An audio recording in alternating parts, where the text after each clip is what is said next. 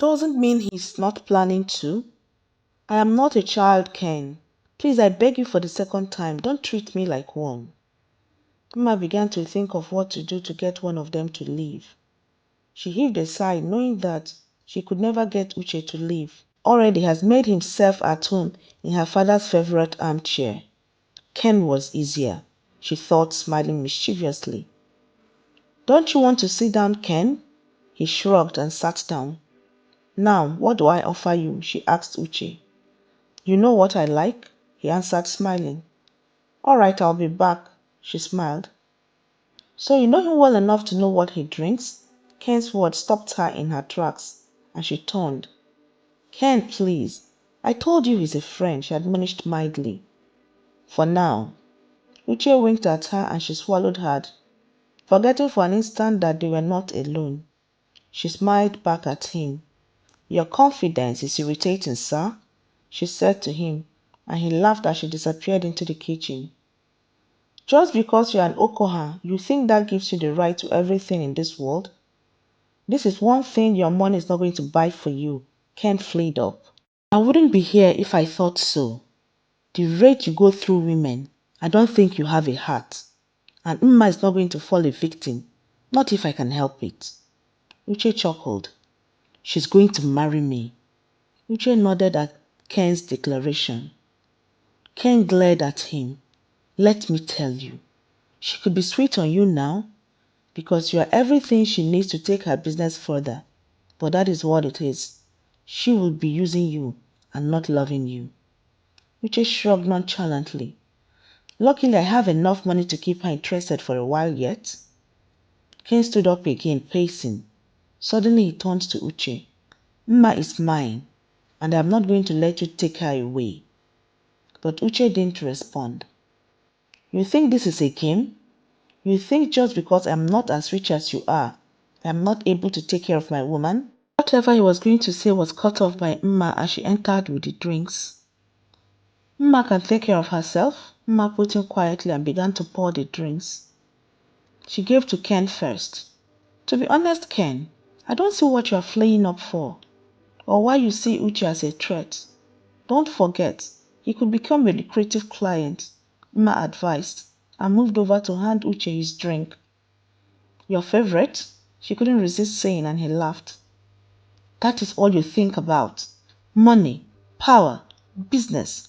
You don't even stop to read between the lines. Once it has to do with money, we are all for it. Uche became very annoyed. The woman Ken described was not the same Mma he had come to respect. Given she was ambitious, but she was also very reserved, hardworking, and intelligent. Are we sure we are talking about the same woman? Uche asked. Ken looked at him wickedly. He knew he had been bested. You don't know me. Now you understand my answer, Ken. I don't know why I'm wasting my time here, he said stiffly, leaving. Ken, she called remorsefully. Faint hearts never won fair ladies. I am not a faint heart, Mr. Billionaire. You haven't seen the last of me yet. I know you would resort to intimidation. I guess that's what got you and your family where you are. All is fair in love and war, Uche said, sounding very arrogant that was beginning to annoy Mma. I am not an object to be taken. That serves you right, Kent said, and left, banging the door behind him. Mma heaved a sigh, but not one of relief. She was feeling sick, and she was suddenly very angry with herself and with Uche. She hated to see Ken live that way. She would find a way to make him understand why she turned him down. As for Uche, she wasn't in the mood for his presence. I think you should leave too, Mma said to Uche firmly. Why? He asked innocently. Why? Because I've got work to do. Do you need help? No, I don't. I bet you never had to sew in a button or mend a tear in your life. You would be surprised by what I'm capable of. Look, Uche, if you want to stay here, fine. As for me, I'm going to work. She entered her studio and surveyed it. As always, she was overcome with humility and gratitude. and she was feeling better almost at once. Uchi entered her studio. Her back to him meant she didn't notice him immediately. He was enthralled by the vision she made. She must have forgotten to hold her braids, and she flipped it back as she walked, but the braids always found its way to her face again. He walked over to her and held her hair, and pushed his hands into it and rubbed her scalp. His pulse quickened when he heard her sigh of pleasure, and he let his hands roam from her scalp to her neck, kneading at the visible tension on her shoulders. He loved the way her body reacted to his touch. Mma purred like a cat. Where did he learn to massage like that? But it wasn't just the massage that got her body quivering. It was him. It was the sheer joy of being cared for by a man you loved so desperately. Her hands fell away from the machine and found their way to his neck as she turned around. She sighed when he gave in to her demands and kissed her. She felt herself being lifted and cradled, and she held on to him with an abandonment she could no longer keep in check. When he broke the kiss, she was surprised to find out that he was now sitting on the chair. As she was being cradled in his hands, she smiled. "You make me forget myself," she murmured as her nervousness returned with reality. "You do the same to me," he smiled at her. "I thought you had gone," she whispered, reluctant to stand up, but she knew she should get up before things got out of hands. "Not without seeing you in your world," he smiled and looked around. "This is where you create all those magnificent clothes?" She looked around her studio, following his eyes. It was a small place, but she was mightily proud of it. She turned to nod at him, and the shock of how young she really was hit him again. Without makeup and sophisticated clothes, she looked barely 18 and incredibly beautiful. "So how old are you really?" he asked. Mma was taken aback by his quick change of mood, and she wondered why her age should become important then, when he had not bothered to ask before.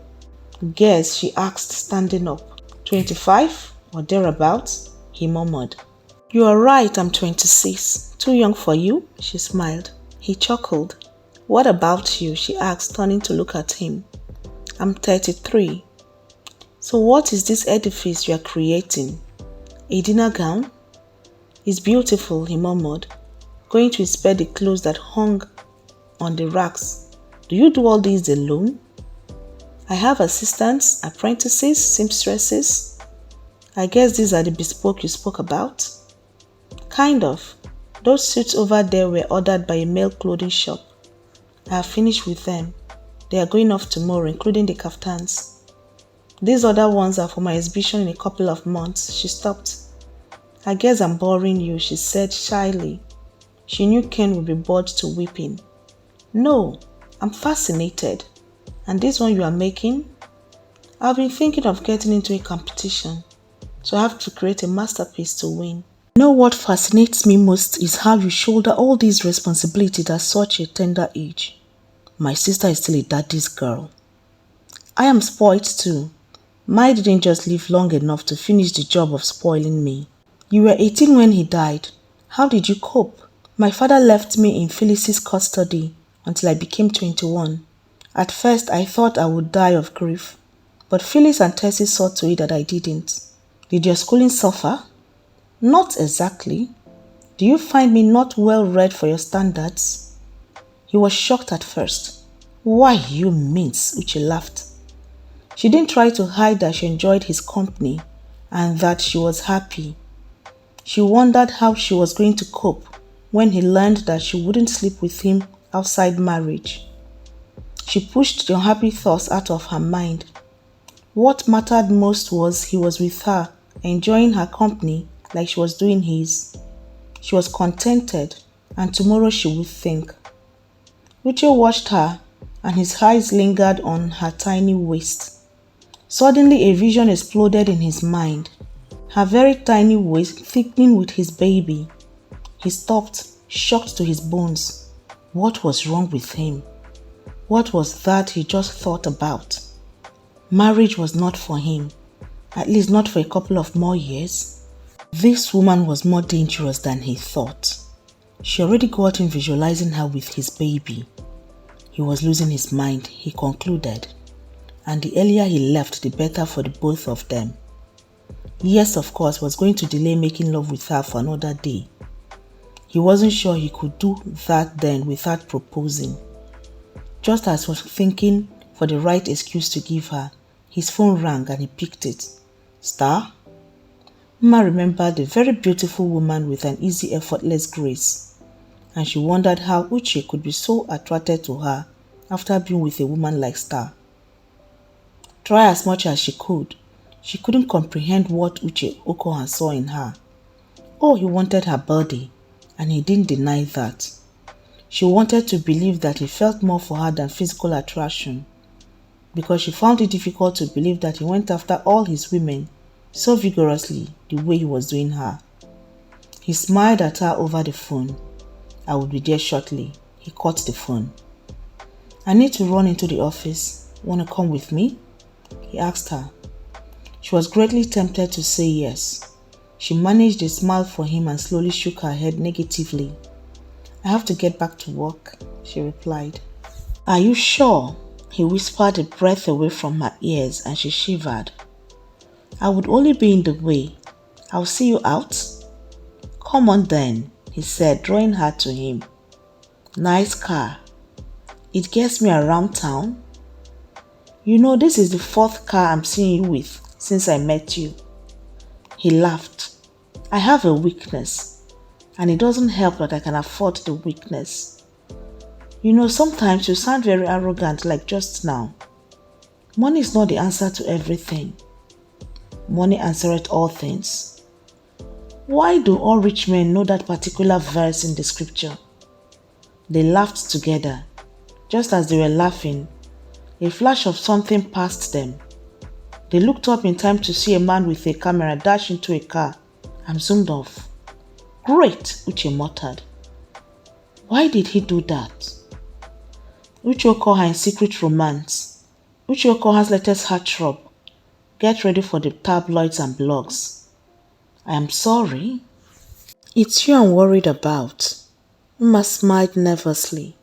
She still hadn't comprehended that she would be in the news, probably tomorrow alongside Uchi, and dubbed his latest girlfriend. I'll survive, she managed to say. Are you sure?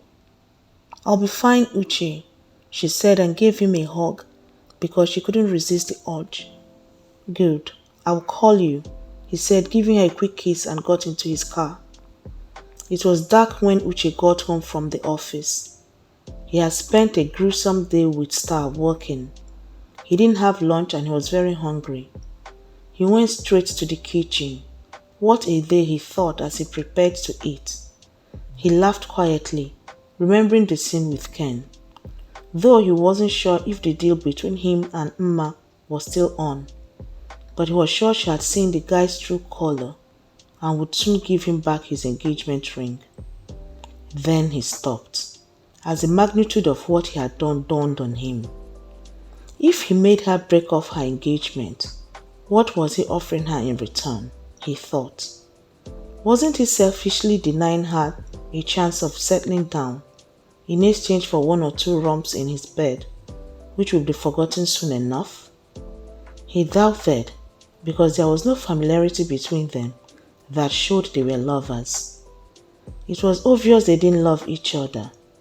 So at the long run, he was doing her a big favor. She was better off alone than being with the wrong man. Uchi woke up and looked around. He was sure something woke him up. He heard his door opening and closing.